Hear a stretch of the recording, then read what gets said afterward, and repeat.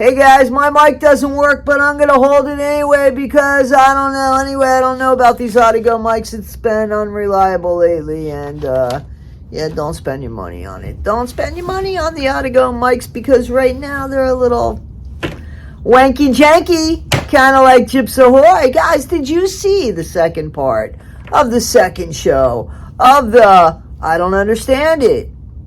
Guys, why are people still... The show sucks. It's the GYPSY Ahoy show. The show of lies, more lies, and then lies upon lies, and then there's more lies upon lies. But guys, this is Issues with Toddy 1, Skip and I am, and you're not, and that's too bad. But at least you're not GYPSY Ahoy because there's only one of them, and thank God, because she's moving through this earth like a million. And it seems like she's got some followers that believe her, but, the FOIAs are coming out, and everything's getting debunked, dunk. But, in the meantime, Life After Lockup, Season 2, Episode 2, and we're now doing the Part 2, so let's go with your room and my room. What was up with that? Ken, why did you say this was Gypsy's room and this was your room? Because you don't like to sleep next to Gypsy. Just like Gypsy didn't want to sleep next to Ryan. Gypsy, are you kind of understanding that? Do you know how you felt when you didn't want to sleep next to Ryan, but you want to sleep that close to Ken? And Ken doesn't want to sleep that close to you? Do you understand what's going on here? Maybe he feels the same way that you did about Ryan, that he feels about you. Maybe, I don't know. Because I'll tell you something.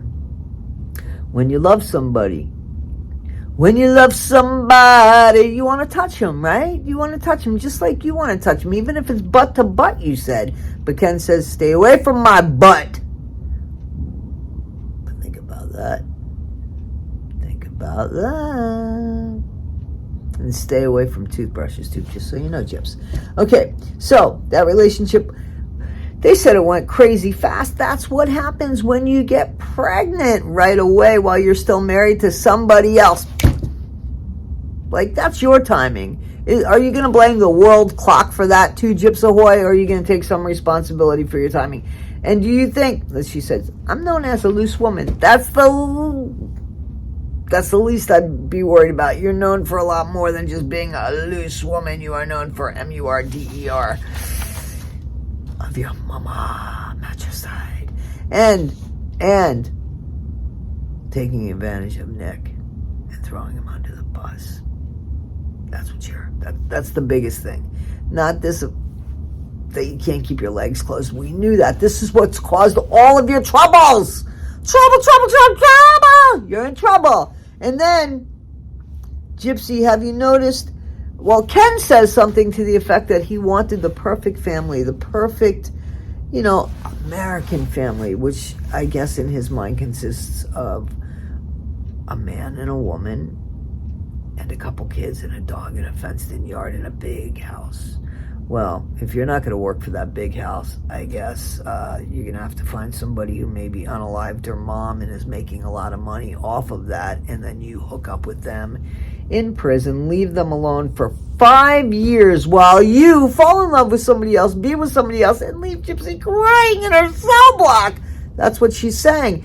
And again, Gypsy goes to, he was just trying to give me some time. No, he was just trying to explore other options and keep himself busy while you were incarcerated. He wasn't really willing to give you any time. He said, go ahead, be with somebody else until you get out. And then when you get out, we'll go ahead and we'll scandalize that marriage. I'll get your pregos, but I don't think he did. And we'll take it from there and we'll ruin the other person's life. What the hell? You've already ruined a few people's lives. One more, two more ain't going to make a difference, Ken. Next one's you, buddy. And then Gypsy constantly is bringing up marriage like it's a hint. We're going to get married, right? Whenever we get married. But I don't want you to get married if you don't love me, Ken. I don't want to get married if it's just for the baby. Yes, you do. You don't give a fuck what it is that gets you down the damn aisle. You'll get down there, won't you? As long as you take the Yerker name, you will get down that aisle with a big-ass smile on your face. Yeah. Yeah, you don't care what it costs or anything like that. You don't care the collateral damage in the way. You don't care. Neither does Ken, so that's okay. And then we find a hairbrush, and Ken tries to say it's his. Ken, you don't even need a comb anymore. You just got to go.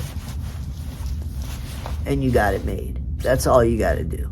So when you lie and say, that's yours, and Gypsy says, blonde hair, and you say, guys, what's up with that? Why is Ken keeping hairbrushes? Because he clearly doesn't need them. Why is it pissing Gypsy off? After all, Gypsy was married, getting it on with a fire D. According to Gypsy Ahoy, that's what she said, right? She consummated her marriage, and the D was fire. Okay. Then there's issues with the fridge again. But this time, have you noticed? Gypsy says, I ain't messing with Ken's food. In the meantime, she threw Tupperware and everything away on Ryan's food because she had no respect for Ryan. And Ryan's food was only there for a couple days because he said he had that gastric sleeve. He could only eat so much at a time. But Gypsy just decided, let me inconvenience this guy. Let me get rid of everything, including the Tupperware, because I don't know how to empty shit out of a Tupperware and then clean the Tupperware. I just think that they're disposable Tupperwares. Not Gypsy. Gypsy, you should have paid a little bit of attention while you were growing up, because you're horrible. I mean, Tupperwares are meant to be used over and over again.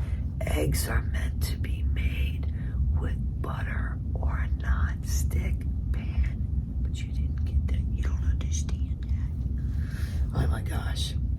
And then she makes a comment about how there's pizza. And the pizza in the fridge was at least a few days old, and that can be thrown out. We didn't see her throw it out. She just closed the refrigerator door. Never threw the shit out. Clock's ticking away. Still, pizza in fridge. She said that she had 0 things of Ryan left, but she kept running into Ken's past. Ken seems to hold on to things that mean something to him. You know, little memories of relationships gone past, gone bad, gone wild. I don't know, just relationships that no longer work for him, or might be working for him, but they don't have enough money. So Ken might be dealing with them on the side. And Ken's got a lot of time to deal with shit on the side because Gypsy supposedly is only there 2 days a week. Supposedly. So Ken kind of keeps things, and Gypsy's like, I didn't keep anything of Ryan's, as if it was proud, as if she was proud of saying that. Gypsy, you didn't care at all about Ryan, so that doesn't surprise anybody. It just shows exactly who you are. Who you are. And then you just leave somebody for somebody else, but God forbid Ken do that to you. Karma's a big one with a B, capital B. And you get exactly what you deserve in this world, because that's what the Creator, honestly, that's what he makes the wrongs rights. And you're huge wrong. Huge. Regardless of the shots you take to keep you thin, all of the work you've done to make yourself look beautiful, there's so much ugly on the outside that seeps through from the inside to the outside. Guys, that's it. This is Issues with Toddy One Skip. Tell me what you think in the comments. I appreciate you. Be better today than you were yesterday. Not half as good as you'll be tomorrow. Thanks, guys.